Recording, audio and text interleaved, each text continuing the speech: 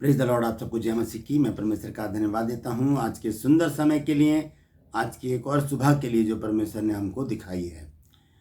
प्रभु का धन्यवाद देंगे, उसकी तारीफ करेंगे, उसकी बड़ाई करेंगे। और मैं विनती करता हूँ कि हम घटें और प्रभु हम सब में बढ़ता चला जाए। Praise the Lord. मैं आपका दोस्त पास्टर राज मैसी आपसे मुखातिब हूँ और आप देख रहे हैं मेरा यूट्यूब चैनल जिसका नाम है ब्रदर राज मैसी। मैं आपसे गुजारिश करता हूँ, यदि अभी तक आपने मेरे इस चैनल को सब्सक्राइब नहीं किया है तो अभी सब्सक्राइब कर लीजिए, बेल आइकन को दबाइए ताकि नोटिफिकेशन आपके पास पहुंचे और नया वीडियो बिना व्यवधान के आपके पास पहुंच सके। Praise the Lord. आज एक छोटी सी सूचना मैं आपको देना चाहता हूँ। एक खबर है, एक खुशखबरी है मेरे लिए और मेरी वाइफ के लिए, क्योंकि आज 17 नवंबर 2021 है। आज मेरी शादी को पूरे 28 साल हो गए हैं और 1993 में हम दोनों का विवाह हुआ और आज हमें पूरे 28 साल हो गए। मैं आपसे गुजारिश करता हूं कि आप हमारे लिए प्रार्थना करें कि प्रभु इसी तरह हमें आगे बढ़ाए और अपनी महिमा के लिए, अपने नाम के लिए हमें बहुतायत से इस्तेमाल करे। मेरी वाइफ भी एक आत्मिक स्त्री है और वो प्रार्थना योद्धा है। बहुत लोग उनसे प्रार्थना करवाते हैं और प्रभु उनके जीवन में बड़े बड़े काम करते हैं। तो मैं आपसे गुजारिश करता हूं कि हम दोनों के लिए ज़रूर प्रार्थना कीजिए। एक छोटा सा गाना है कि जिनको खुदा ने जोड़ा है उन्हें कोई अलग ना करे, ये वचन में लिखा है। तो आज मैं इसी विषय पर कुछ बातचीत करना चाहता हूँ। पति पत्नी का रिश्ता, पति पत्नी का रिश्ता जो है वो अलग से ही आता है। बाकी सारे रिश्ते शरीर से निकलते हैं, माता पिता, भाई बहन, बेटा बेटी, मामा मामी, चाचा चाची, ये सब शरीर से निकले हुए रिश्ते हैं। लेकिन पति पत्नी का रिश्ता जो है वो अलग से आता है। पत्नी अलग से होती है, पति अलग से होता है, तब ये दोनों जाकर जुड़ते हैं। और इसका प्रोसीजर जो बहुत लंबा है विवाह का। और जब उम्र आती है शादी की तो फिर तलाश होती है अच्छे लड़के की, अच्छी लड़की की, और उसके बाद फिर इस विवाह का जो कार्यक्रम है वो शुरू होता है। पसंद आने के बाद फिर सारी बातें देखी जाती हैं, सब कुछ छानबीन भी होती है। उसके बाद तारीख रखी जाती है और उसके बाद जब विवाह होता है तो वहाँ पर परमेश्वर की उपस्थिति में उस विवाह को संपन्न किया जाता है। तो आज मैं इसी विषय में आपसे बातचीत करना चाहता हूँ। और मैंने जैसे आपको बताया कि सारे जो रिश्ते हैं वो शरीर से होते हैं, लेकिन पति पत्नी का रिश्ता जो है वो अलग से आता है। अलग से आके ऐसे जुड़ते हैं पति और पत्नी, ये पति है, ये पत्नी है। जब ये ऐसे जुड़ते हैं आकर, तो ये जो जोड़ है, इस जोड़ में जरा सी भी यहाँ पर हवा भर जगह भी नहीं होनी चाहिए। ये ऐसे ही जुड़ा रहना चाहिए। यदि जरा सी भी हवा भर जगह आ गई यहाँ पर तो शैतान इसके अंदर घुसकर इसको और बड़ा बड़ा बड़ा बड़ा करते करते करते बहुत बड़ा कर देगा और फिर पति पत्नी अलग हो जाती है। यही कारण है कि बहुत से तलाक हो जाते हैं, पति पत्नी अलग हो जाते हैं और फिर बच्चों की ज़िंदगी ख़राब होती है पति पत्नी के झगड़े में। तो बच्चों के कारण हमें कुछ बर्दाश्त करना होता है, हमें कुछ संयम रखना होता है अपने ऊपर, और बच्चों की अच्छी परवरिश के लिए पति पत्नी को इस तरह से जुड़कर रहना होता है। तो पति पत्नी का रिश्ता बहुत ही नाजुक होता है। इसे बनाए रखने के लिए हमें परमेश्वर को अपने बीच में रखना बहुत ज़रूरी है। और मैं आपको बताना चाहता हूँ कि विवाह जो है वो परमेश्वर की ओर से बनाई गई एक विधि है। जैसे बपतिस्मा एक विधि है, जैसे प्रभु भोज एक विधि है, और जैसे पुराना नियम में एक विधि थी खतना की विधि, उसी तरह से विवाह भी परमेश्वर की ओर से बनाई गई एक विधि है। और ये विधि इसलिए बनाई परमेश्वर ने ताकि मनुष्य व्यभिचार ना करे। उस पुरुष की एक पत्नी हो और स्त्री का एक पति हो, ताकि वो दोनों एक तन हो। क्योंकि उत्पत्ति 2 अध्याय में हम पढ़ते हैं, जब परमेश्वर ने हव्वा को बनाया और आदम के पास लेकर आया तो आदम ने उसका नाम हव्वा रखा और उसे नारी कहा गया। तब परमेश्वर ने कहा कि ये दोनों एक तन होंगे, पुरुष अपने माता पिता से अलग रहेगा और ये दोनों एक तन होंगे। तो इसका मतलब है कि परमेश्वर ने हमें जोड़ा है, पति पत्नी को परमेश्वर ने जोड़ा है, और ये एक विधि है परमेश्वर के वचन के अनुसार। आइए देखते हैं इब्रानियों 13 अध्याय और पहली आयत से मैं पढ़ूंगा। यहाँ पर देखिए क्या लिखा है। लिखा है, भाईचारे की प्रीति बनी रहे, पहुनाई करना ना भूलना, क्योंकि इसके द्वारा कितनों ने अनजाने स्वर्गदूतों की पहुनाई की है।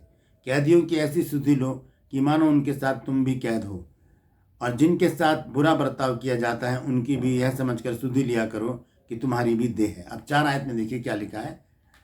लिखा है कि विवाह सब में आदर की बात समझी जाए और बिछौना निष्कलंक रहे, क्योंकि परमेश्वर व्यभिचारियों और परस्त्रीगामियों का न्याय करेगा। विवाह सब में, सब लोगों में, सब जाति में, सारे कस्बों में, राष्ट्रों में, देशों में, सब में आदर की बात समझी जाए। ये एक आदर की विधि है। और हम देखते हैं कि जो लोग शादीशुदा होते हैं, विवाहित होते हैं, उनका समाज में आदर होता है, उनका समाज में आदर होता है, जो विधि अनुसार अपना विवाह करते हैं। और जो विधि से अलग चलते हैं उनका समाज में कोई भी आदर नहीं होता। तो हम विधि अनुसार जब चलते हैं, जैसे यहाँ लिखा है, विवाह सब में आदर की बात समझी जाए। क्यों समझी जाए, इसके विषय में मैं आपको बताता हूँ। हम मलाकी की पुस्तक में देखते हैं 2 अध्याय में, मलाकी 2 अध्याय और उसके 14 पद का पहला हिस्सा मैं पढ़ूंगा। यहाँ पर लिखा है, इसलिए क्योंकि यहोवा तेरे और तेरी उस जवानी की संगनी और ब्याही हुई स्त्री के बीच साक्षी हुआ था।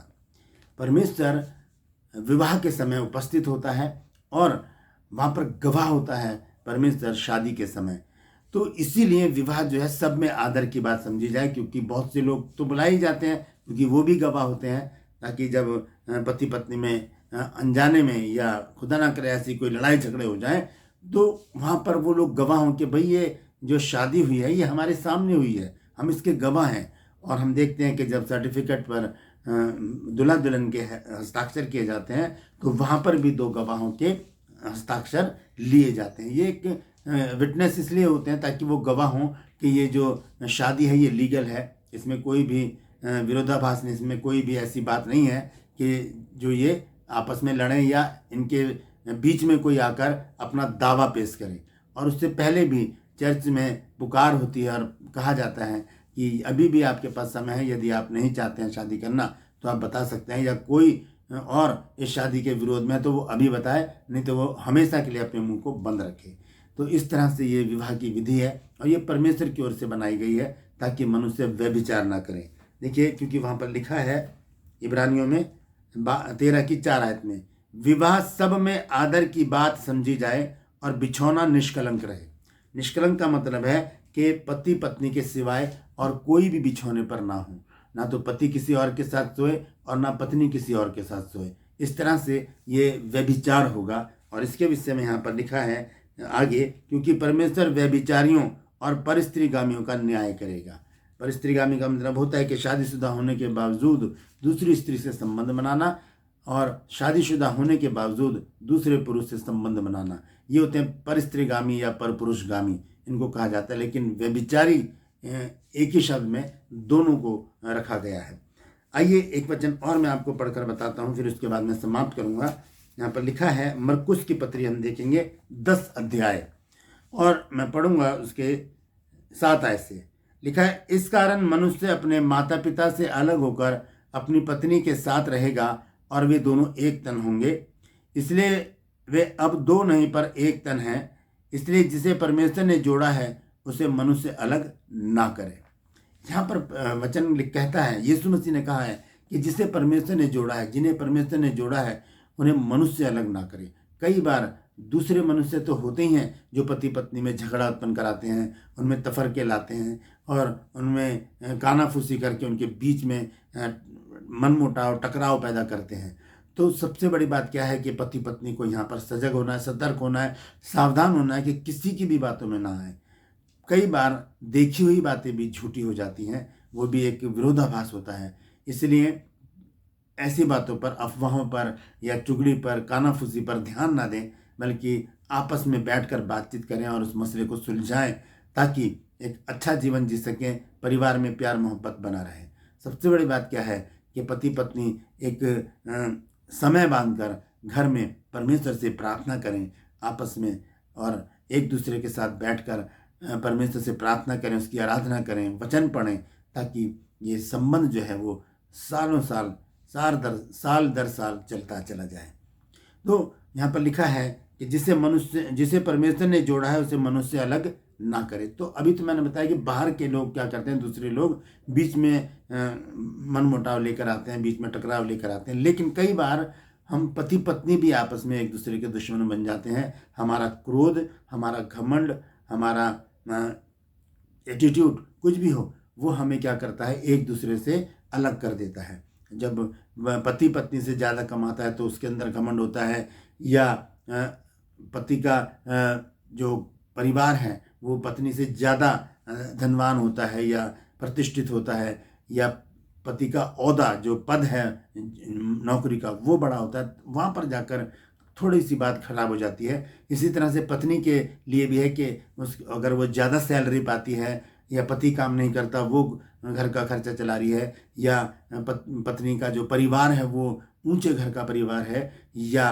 पत्नी जो ऊंचे ओहदे पर है, तो ऐसे में घमंड आ जाता है, और इस घमंड के द्वारा क्या होता है, घर टूट जाते हैं। तो ऐसी बातों से हमें क्या करना है, परहेज करना है। हो आपका ओहदा ऊंचा, कोई बात नहीं, आप अच्छे घर के हैं, कोई बात नहीं, आप अच्छी सैलरी पाते हैं, कोई बात नहीं है, तो आप एक पति पत्नी, आपको एक दूसरे का साथ देना है, एक दूसरे को एक ही समझना है, क्योंकि परमेश्वर ने कहा है कि वो एक तन होंगे, वो एक तन होंगे, है ना। यहाँ पर मैं पढ़ के बता देता हूँ फिर से, मरकुस 10:7 में, इस कारण मनुष्य अपने माता पिता से अलग होकर अपनी पत्नी के साथ रहेगा और दोनों एक तन होंगे।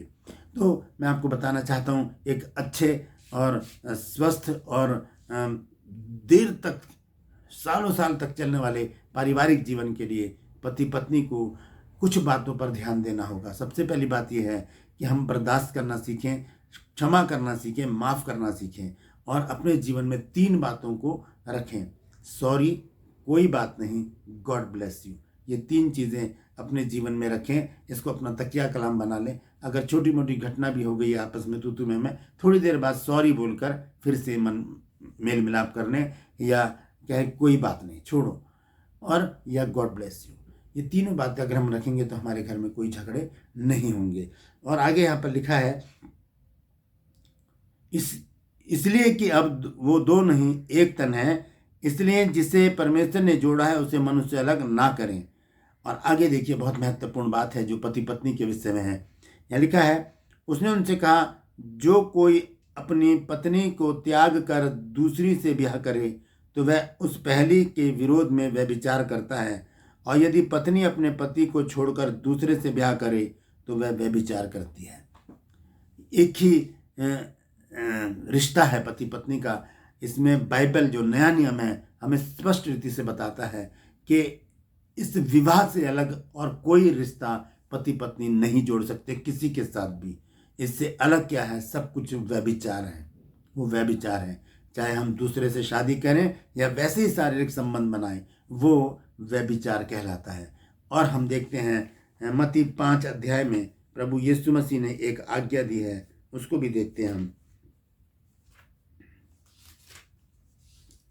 मत्ती 5 अध्याय और इसके 31 पद से मैं पढ़ूंगा। यहाँ लिखा है, यह भी कहा गया था कि जो कोई अपनी पत्नी को त्याग दे तो उसे त्याग पत्र दे। यहाँ पर पुराने नियम की बात प्रभु यीशु मसीह बोल रहे हैं।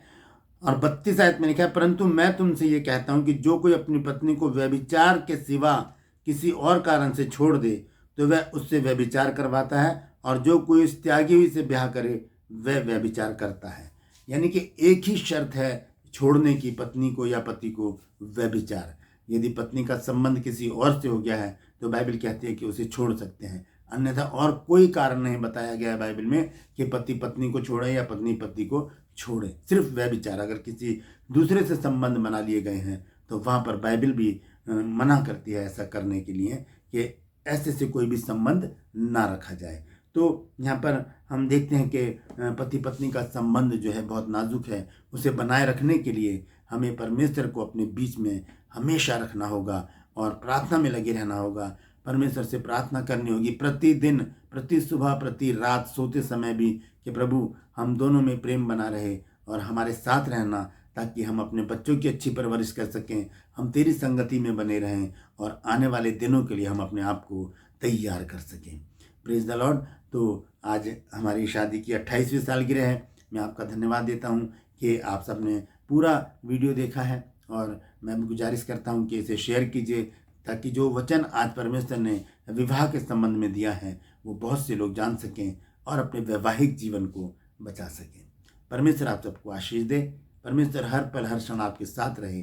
और आपकी अगुवाई करे।